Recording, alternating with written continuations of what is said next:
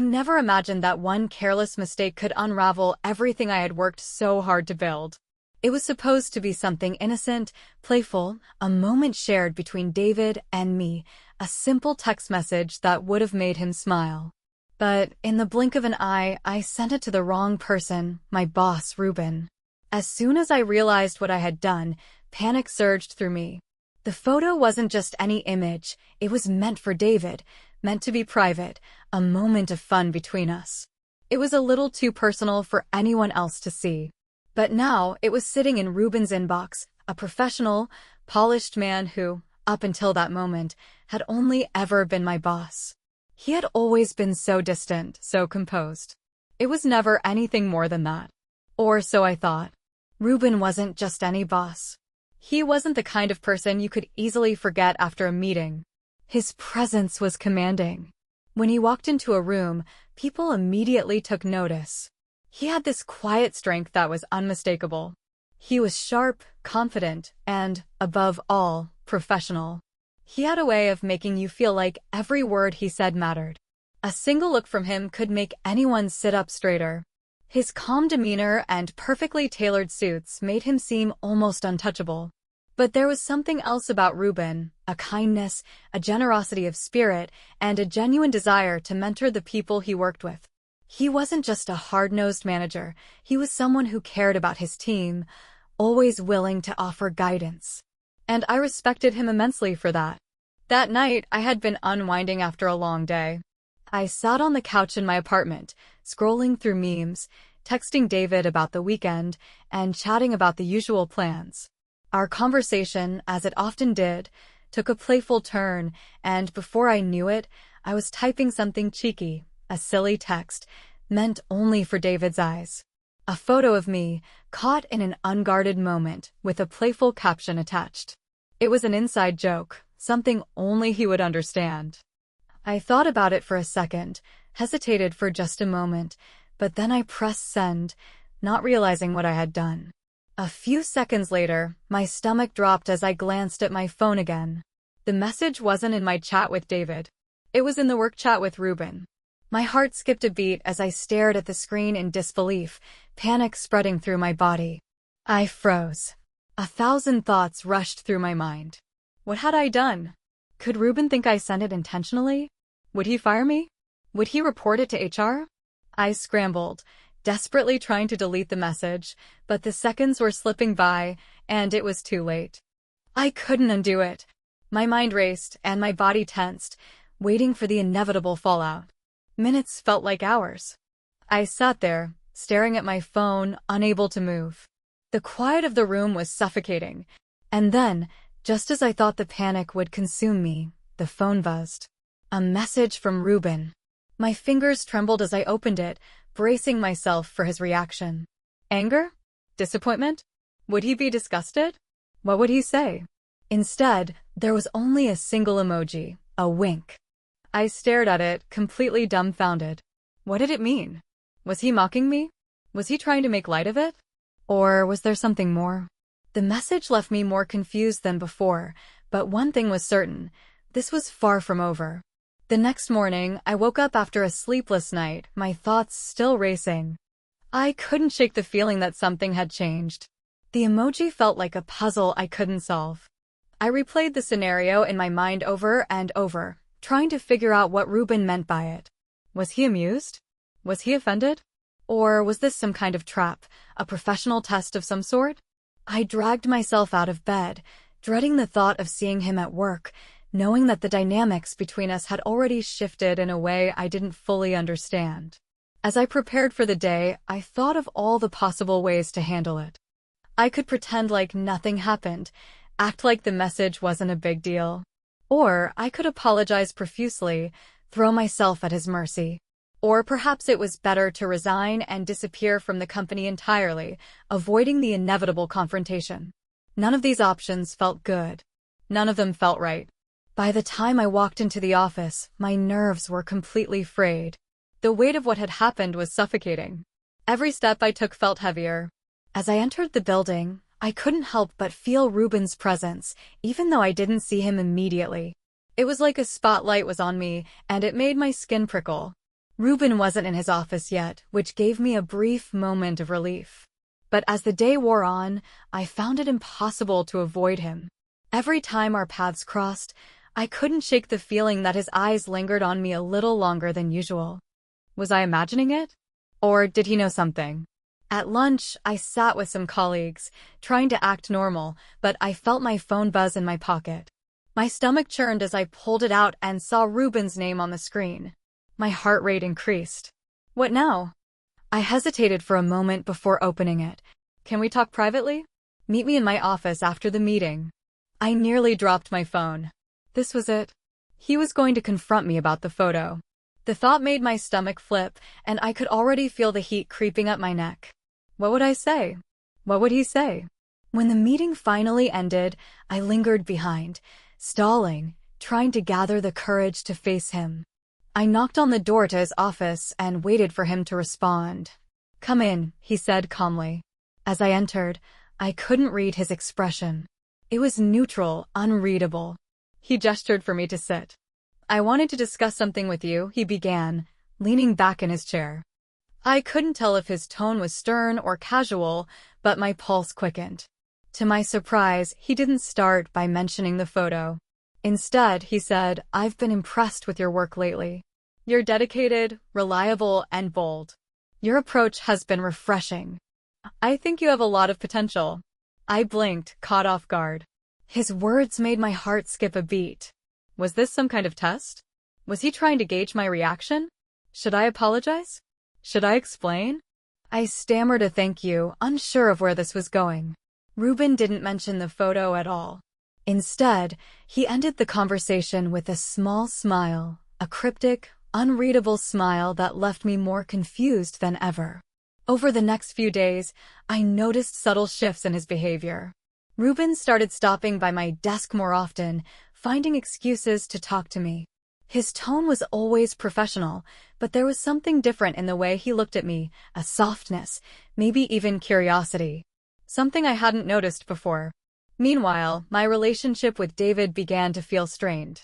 He had no idea about the photo incident, but the guilt weighed heavily on me.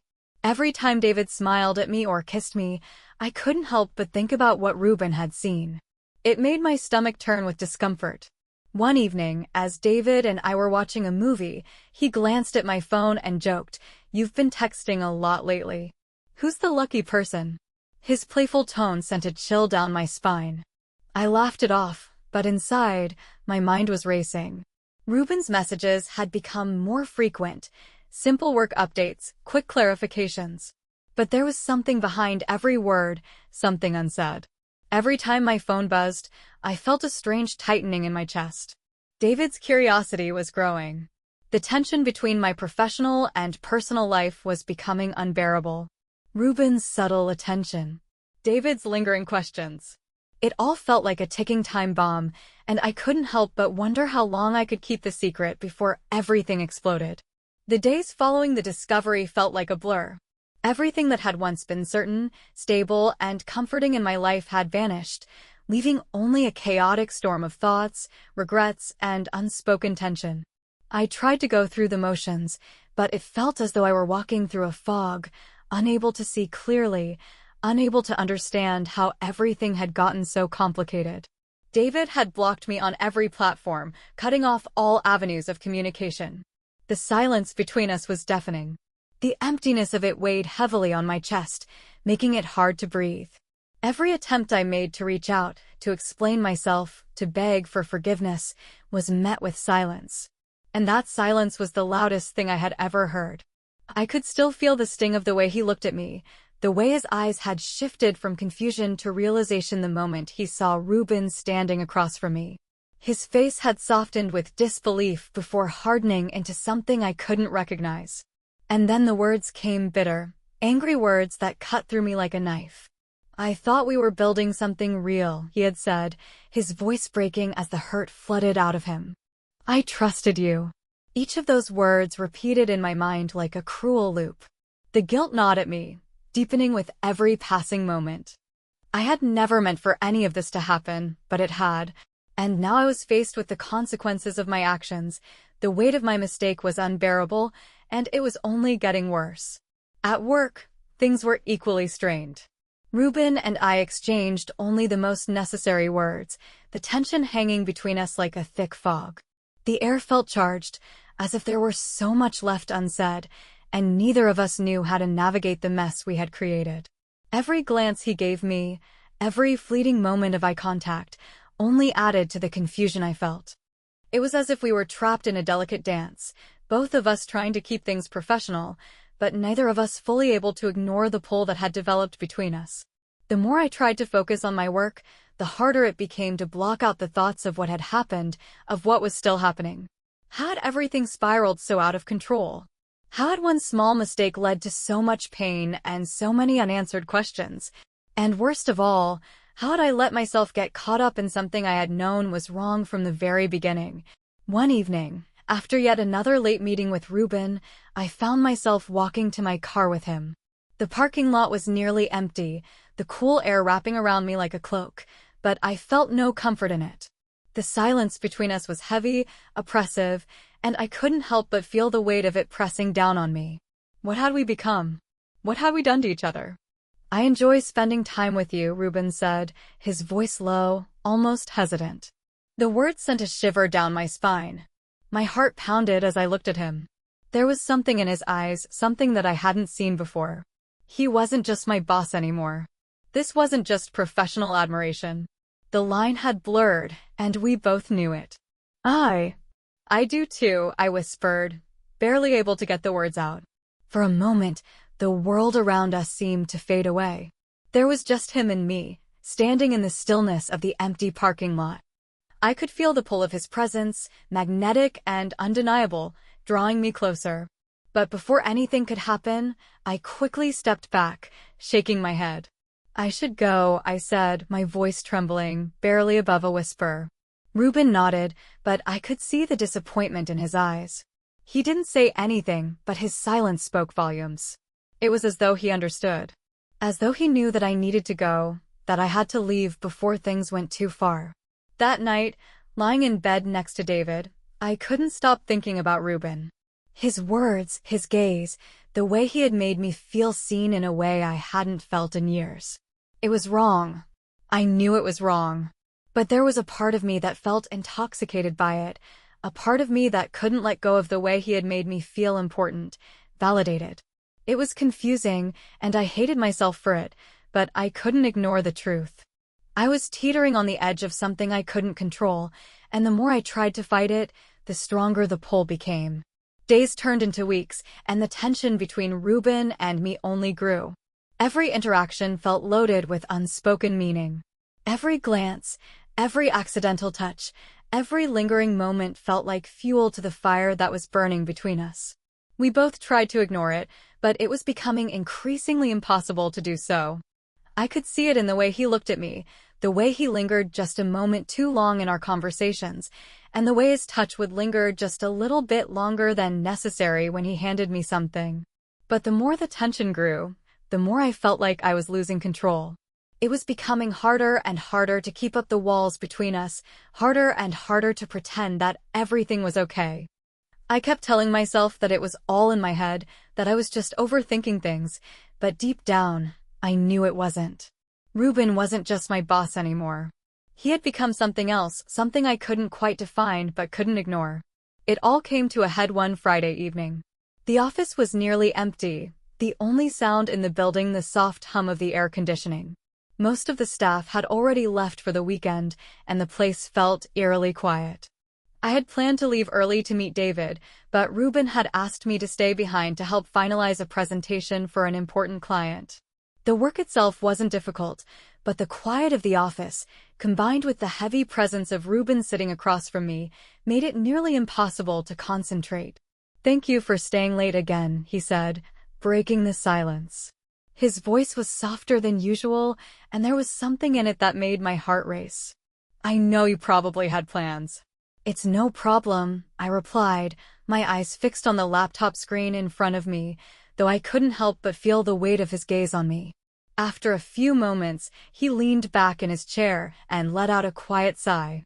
"You know, I admire your dedication," he said, his voice now almost a whisper. It's not just your work ethic. It's you. I froze, my fingers hovering over the keyboard. My heart began to beat faster, and I couldn't seem to find the words to respond. Was this a compliment? Or was there something more in his tone? My pulse quickened, and I forced myself to look back at the screen, pretending to focus, but the words kept echoing in my mind. You're remarkable, he continued, his eyes locking onto mine. And I don't think I've said that enough. I opened my mouth to reply, but no words came out. My heart was racing, and my thoughts were spinning. This wasn't just a compliment. It was something more, and we both knew it. Reuben, I started, but he cut me off. Let me say this, he said, leaning forward slightly. I've tried to keep this professional, but I can't ignore it anymore. There's something between us, isn't there? I felt like the ground had been pulled out from under me. Hearing him say it out loud made it real too real. The line that had been slowly blurring between us was now fully erased. This is complicated, I managed to say, my voice trembling. I know it is, he said, his eyes never leaving mine. But I also know you feel it too. Before I could respond, the door to the office suddenly swung open, and there stood David. My heart stopped. His eyes locked onto mine, and I could see the change in his face, the confusion giving way to something darker, more intense. David, I stammered, standing up so quickly that my chair tipped over. I could feel the blood rushing to my face, my heart hammering in my chest. What's going on here? He asked, his voice tight, barely controlled. It's not what it looks like, I said quickly, stepping toward him, but David wasn't looking at me anymore. His eyes were fixed on Reuben, his expression unreadable. I think you should leave, Reuben said calmly, addressing David. David's face twisted into something bitter. Leave? You've got to be kidding me. What the hell is going on here? I felt the room closing in on me, the weight of everything I had done crashing down around me. David, please, let me explain, I begged. Explain what? He snapped, his voice rising with each word. That you've been spending late nights at the office with your boss? That you've been distant for weeks? What else do I need to know?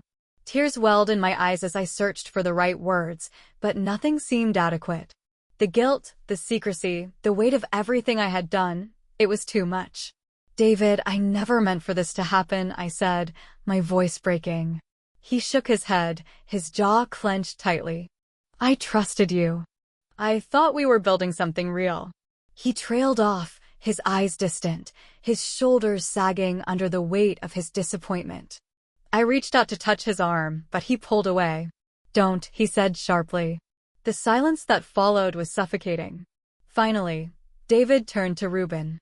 You can have her, he said bitterly, before walking out the door, leaving me standing there, shattered and broken. I had hurt him. The weight of those words kept reverberating in my mind. I could feel the sting of the consequences echoing through every corner of my life. At work, things were no better. Reuben and I barely spoke, our interactions reduced to the bare minimum, and the subtle tension between us was palpable.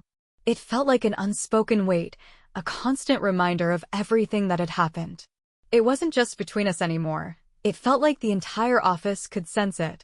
My colleagues exchanged curious glances whenever we crossed paths, but no one dared to ask what was going on. The silence around us was deafening. One afternoon, Reuben called me into his office. I hesitated before stepping inside, my heart racing with a mix of anxiety and dread. As I closed the door behind me, I could feel the air between us thick with unspoken words. Reuben was standing by the window, looking out at the city below. His figure was framed by the fading sunlight, casting long shadows across his office. It was an image that seemed to embody the quiet before the storm. I've been thinking a lot about what happened, he said, without turning around. His voice was steady, but there was an underlying heaviness in it. So have I replied, my voice small, barely a whisper.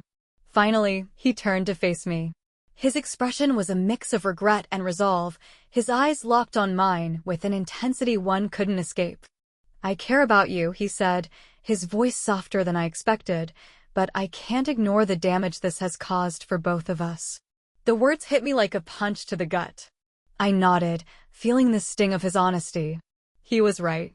What had started as a few small, seemingly insignificant moments had spiraled into something that hurt the people around us, jeopardizing not only our personal lives, but also the professional reputations we had worked so hard to build.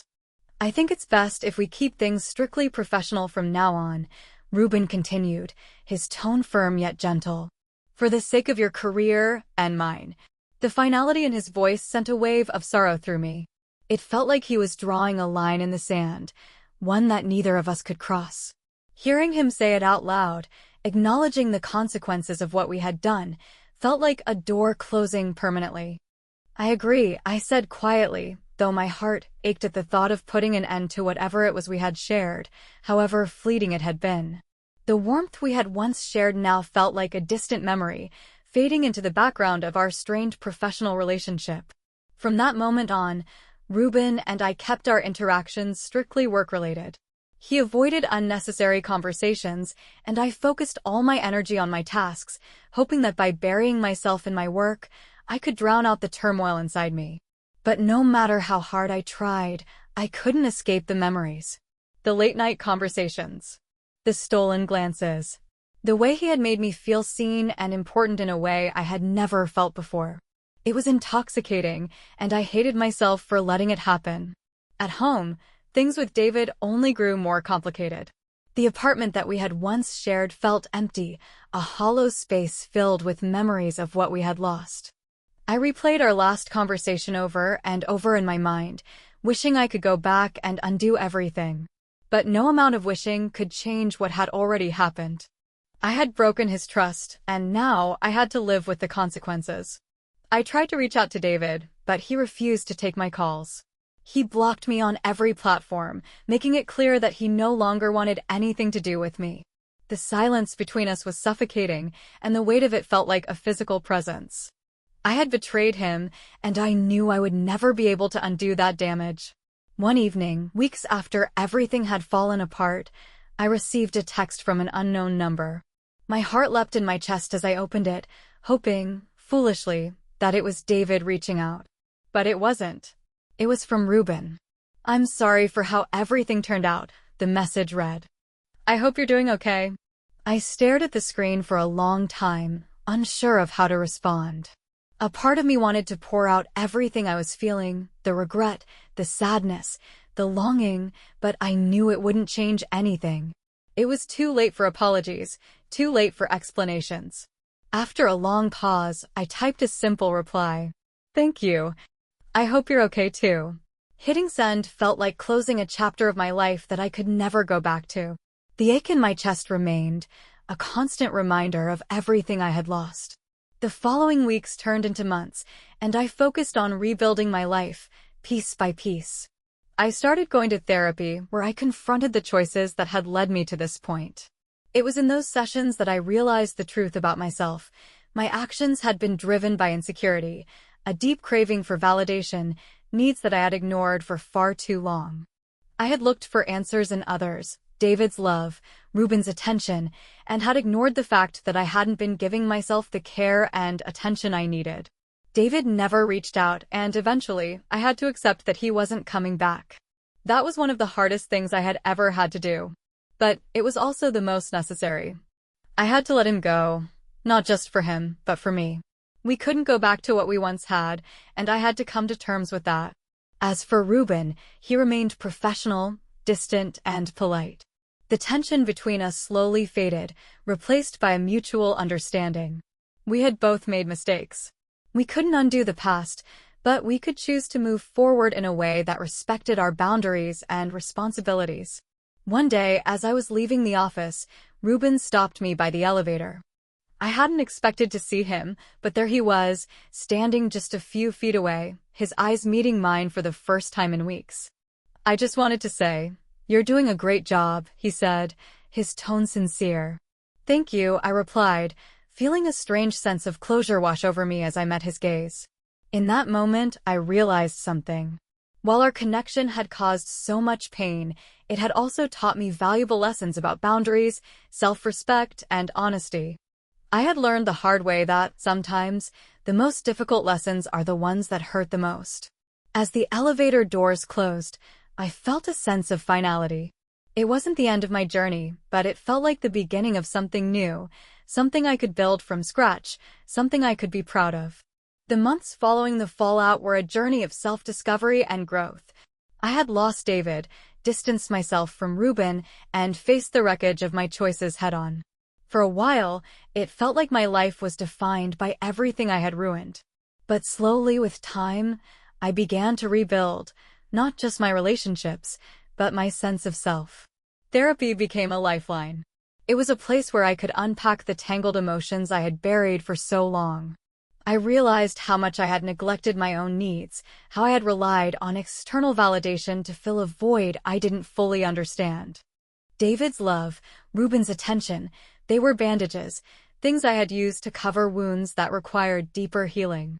In one session, my therapist said something that stuck with me: you can't truly connect with others until you've connected with yourself. It was a simple truth, but one I had ignored for years. I began to focus on who I was outside of my relationships. What made me happy? What did I want for my future? I started to rebuild my life, one piece at a time. Work became a refuge, a place where I could focus on projects that mattered to me. I set clear boundaries, maintaining professionalism with Reuben, and over time, the discomfort between us eased.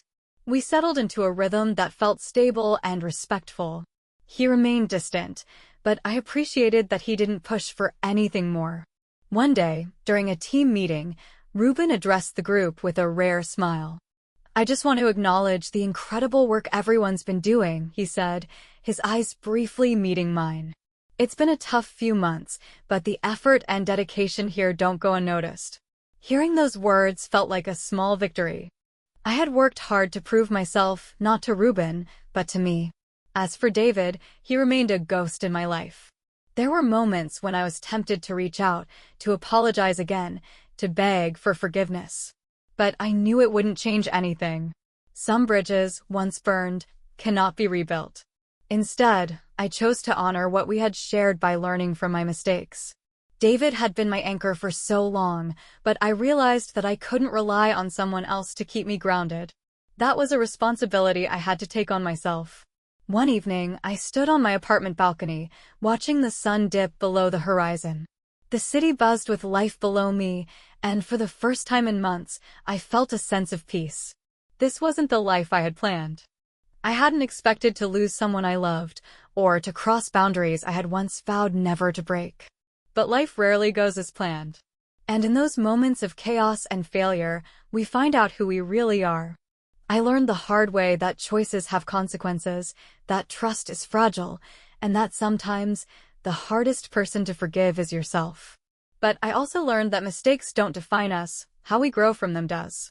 As I sipped my coffee and watched the city lights flicker to life, I made a silent promise to myself to be better, to choose honesty, integrity, and to build a future I could be proud of.